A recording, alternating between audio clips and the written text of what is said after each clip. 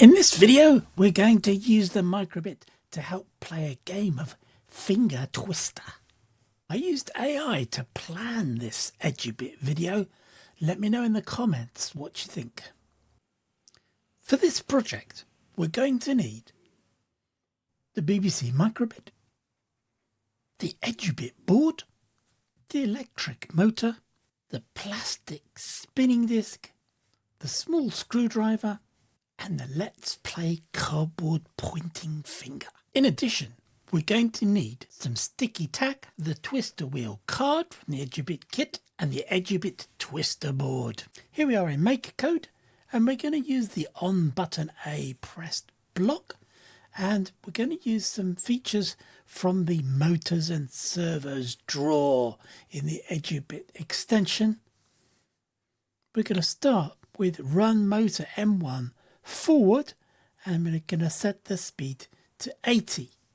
What we want to do is pause for between 200 and 1000 milliseconds.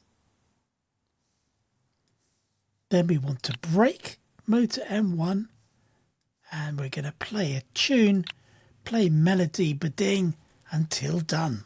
Let's download that to the Microbit and see if it works. So I've downloaded the code to the Microbit. I've moved the EDUBIT switch from the up-off position to the down-on position.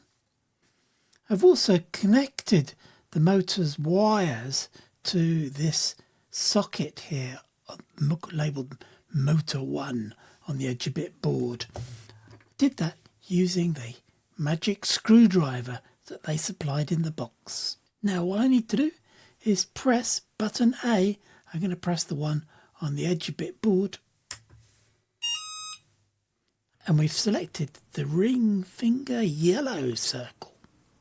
Press again, and we've got the green thumb circle. And finally,